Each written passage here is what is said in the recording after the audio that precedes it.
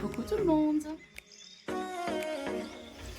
Coucou tout le monde et bienvenue à tous sur ma chaîne. Aujourd'hui on se retrouve pour vous parler de mes trocs effectués cette semaine.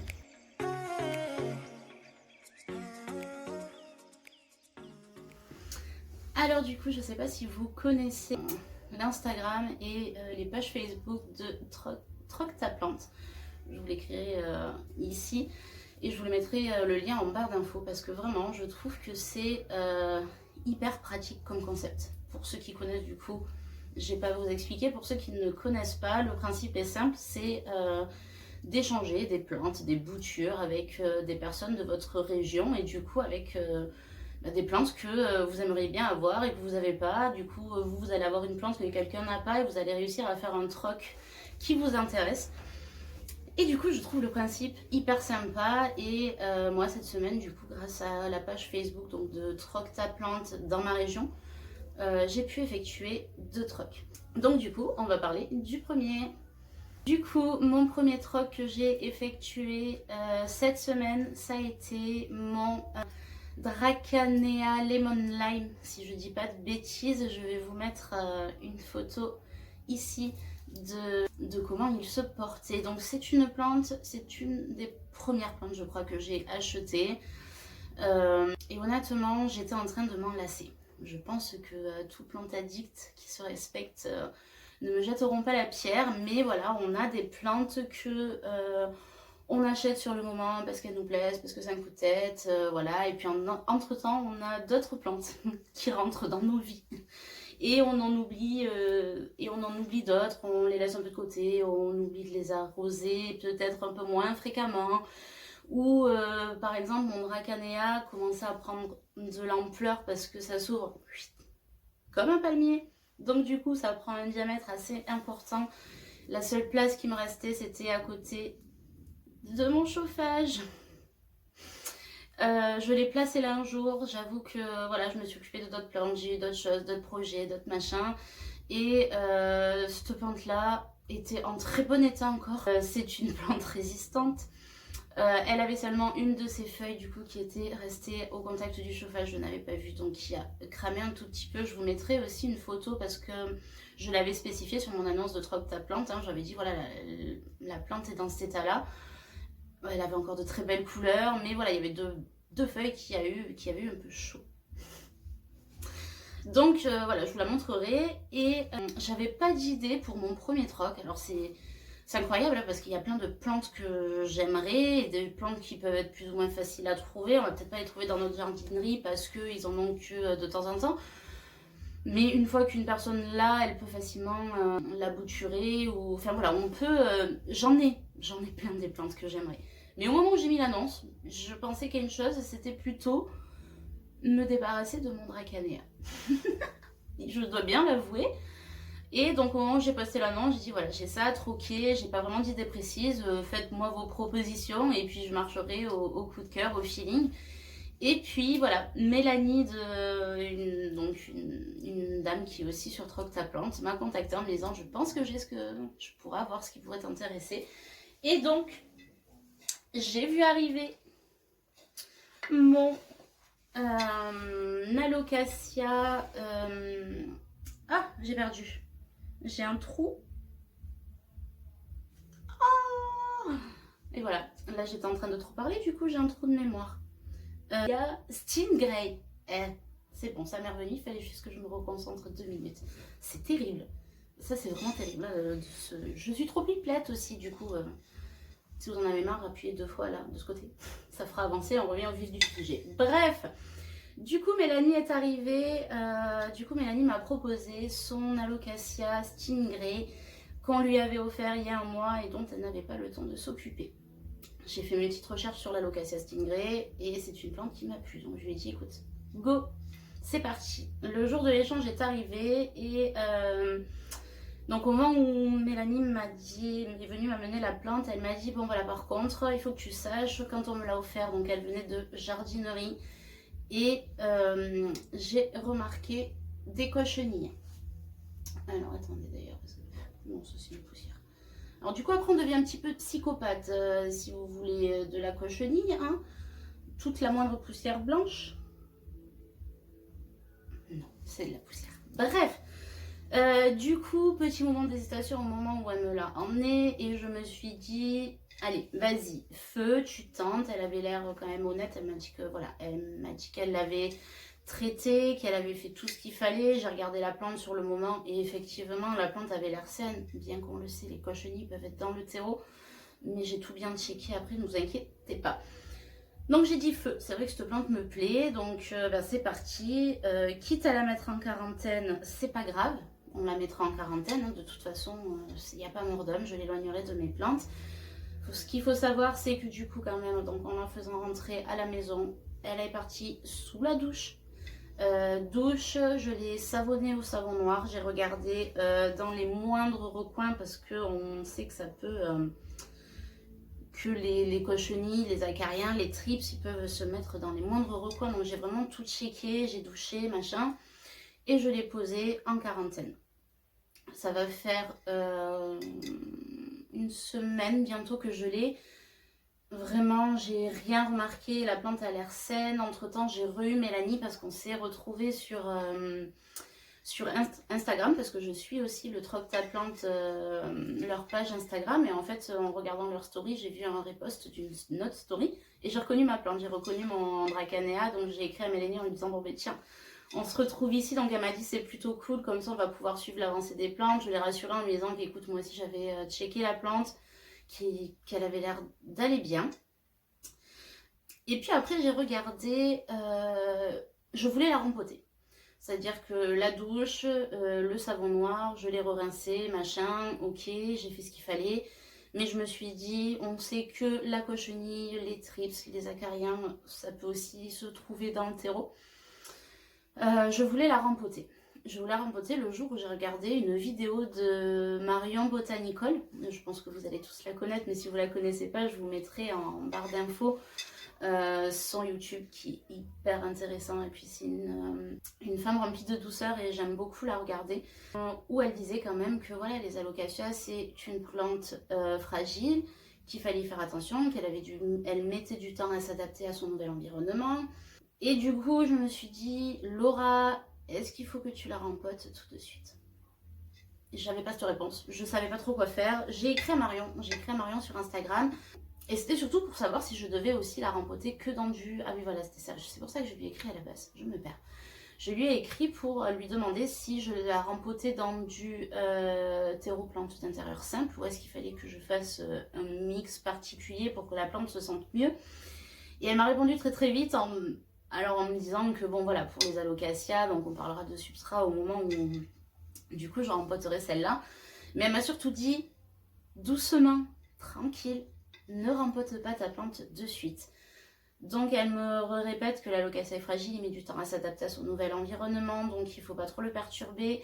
Et elle m'a conseillé de ne le rempoter qu'au printemps, de le mettre à sa place, de le laisser s'adapter et de ne le rempoter qu'à partir du printemps, histoire qu'il ne soit pas trop traumatisé.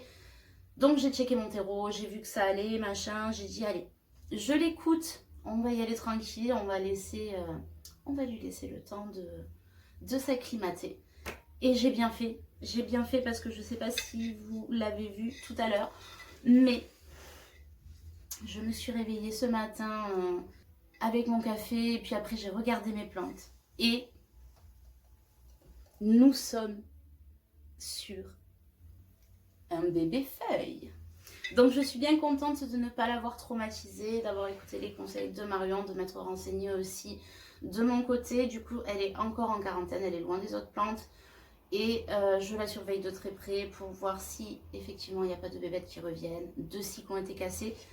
Je croise les doigts et de toute façon on suivra l'avancée de ce petit alocasia.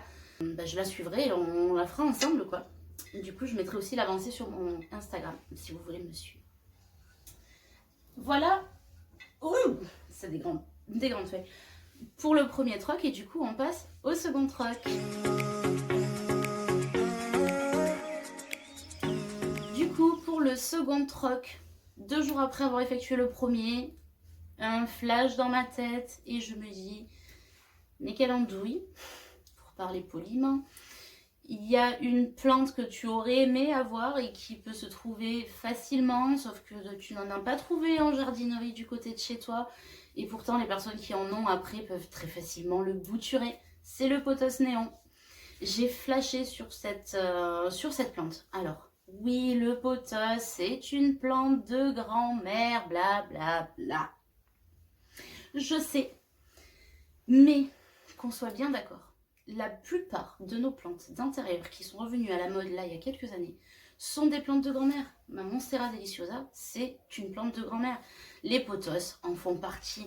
Il y en a plein d'autres, mais de par leur variation, de par leur couleur, il y en a qui vont plus nous taper dans l'œil que d'autres. Il y en a qu'on va vouloir plus avoir que d'autres. Et le pothos néon, moi, c'est un que j'adore. Je le trouve beau. Il n'a pas de variegation sur celui. Mais son vert aussi, aussi flashy, vraiment, je l'ai trouvé très beau. Et c'est le premier pothos qui m'a fait flasher. Et le jour où je suis allée en jardinerie parce que je voulais m'en procurer un, il n'y en avait pas. Je suis repartie. Je ne suis pas repartie bredouille, évidemment. Hein. Tout bon plant addict ne me contredira pas là-dessus non plus. Je suis repartie du coup ce jour-là avec un pothos Marble Queen que j'ai pris en baby plant et qui se porte à merveille. Et avec un pothos Enjoy que je vous ai montré aussi dans ma première vidéo du coup, que je vais faire couvrir autour de mon miroir de la chambre. Donc je suis repartie avec ces pothos, mais pas mon pothos néon. Après donc mon premier troc, je parle beaucoup, excusez-moi. Je lance une bouteille à la mer sur la page Facebook de ta plante de ma région. Du coup il y a la page Instagram, je vais vous la mettre là. Et quand vous allez sur Facebook, vous tapez Troc ta plante avec votre région derrière et vous allez trouver les groupes en fait de Troc ta plante de votre région. Donc moi je suis sur celui de ma région et j'ai lancé une bouteille à la mer en disant voilà, je cherche des boutures de pothos néon. J'ai pas grand chose à échanger, mais voilà, on peut en discuter et on voit. Et j'ai une dame hyper gentille qui me répond me disant j'ai du pothos néon, je peux t'en faire des boutures sans souci. Voilà, la plante mère est magnifique. Elle me demande ce que j'ai à échanger. Et je vous l'ai montré aussi pareil dans ma première vidéo. J'ai fait une bouture de celle-ci là, de ma grande Monstera deliciosa. Parce qu'elle était trop fournie au niveau du pied. J'ai vraiment envie que, voilà, comme je vous ai expliqué sur la première vidéo, donc que les feuilles aient bien la place de se développer.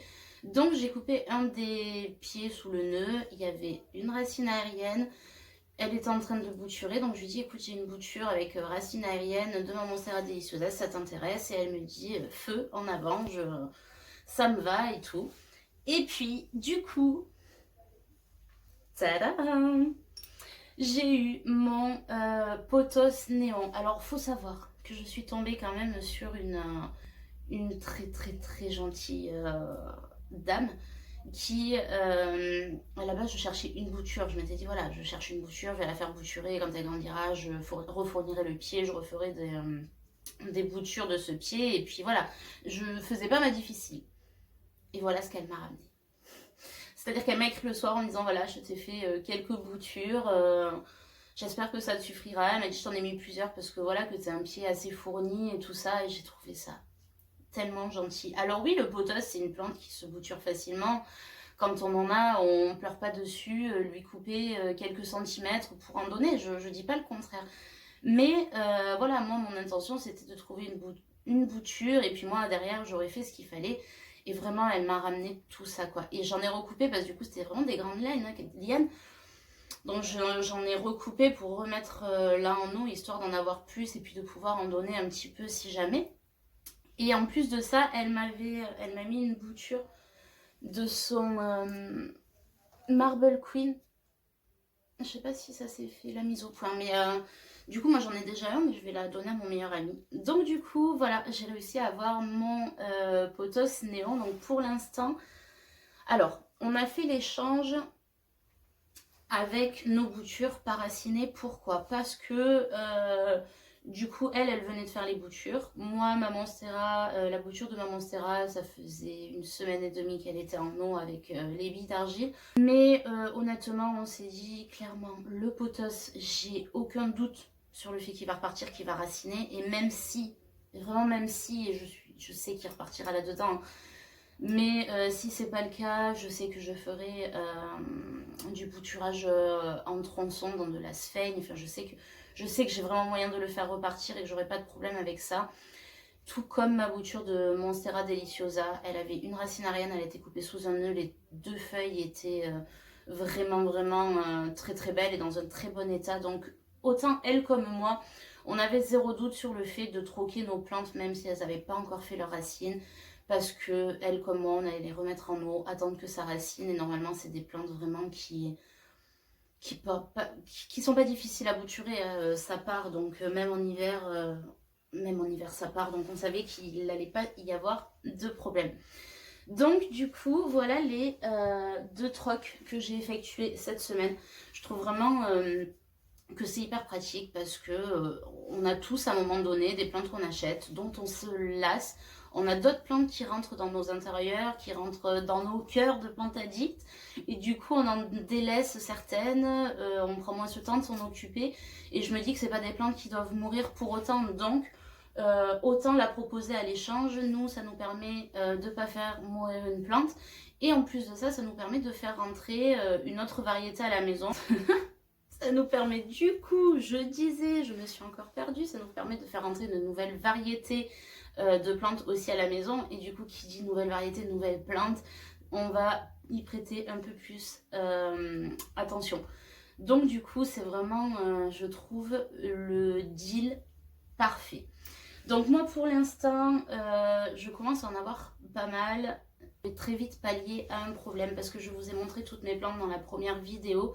Je commence du coup à en avoir et mon problème, c'est que pour l'instant, elles sont toutes à terre. Vous les voyez pas, elles sont derrière vous, en face de moi, mais elles sont à terre parce que je n'ai pas encore acheté d'étagère. Mais du coup, c'est une chose qui arrive très très vite, c'est-à-dire que cette semaine, je vais aller m'acheter 2 étagères pour mettre mes plantes sur ma droite ici, afin que mes plantes ne soient plus à terre, parce qu'en ce moment, on a les chauffages. Et clairement, moi, chez moi, c'est du chauffage au gaz de ville. C'est des vieux chauffages qui sont en fonte. Il est coupé dans ma chambre. Pourtant, même coupé, il chauffe quand même au moment où la chaudière s'enclenche. Et clairement, mes plantes qui sont au sol, mon chauffage fait chauffer le sol dans un certain périmètre. Et je remarque que, alors pas que ça plaît pas à mes plantes dans le sens où si je prenais moins le temps de m'en occuper, clairement, ça leur conviendrait pas. Là, je suis quand même là régulièrement, Covid oblige, donc on a quand même plus de temps. Mais je remarque que je les arrose beaucoup plus parce que leur terreau sèche vite de par le fait que mon sol n'est pas frais. Donc je vais très très vite pallier à ce problème, c'est-à-dire que j'ai déjà refait l'organisation de ma chambre hier de façon à optimiser l'espace et pouvoir mettre 2 étagères ici où je vais disposer toutes mes plantes. Et en plus de ça, c'est le mur de ce côté-là qui a le plus de lumière indirecte. Donc je pense que mes plantes ne s'en porteront que mieux. Ma Monstera va rester là, elle est très très bien à la tête de mon lit depuis que je l'ai mis comme ça hier. Mon Calathea zebrina aussi. D'ailleurs, je vous en ai parlé dans ma première vidéo, je vous disais oui, les capricieux, nanana. Bon, depuis, il est ouvert, il est très très beau, il va bien, donc je suis ravie. Du coup, je pense qu'on en a fini pour cette première vidéo, cette deuxième vidéo. Je voulais vraiment vous partager ces trocs de plantes. N'hésitez pas à me dire du coup si vous connaissez cette page, ces pages Facebook. Est-ce que vous avez déjà effectué des trocs avec? Pour ceux qui ne connaissent pas, dans la description, je vais vous mettre le lien vers leur page Instagram, leur page Facebook. Mais après, ce sera à vous d'aller voir, de trouver les groupes en fonction de la région où vous êtes. Voilà, donc je vous mettrai tout ça aussi en description. J'espère que cette vidéo vous aura plu. Et puis du coup, on se dit certainement à très vite en face caméra aussi, vu qu'aujourd'hui, on a fait connaissance. Je vous fais des bisous.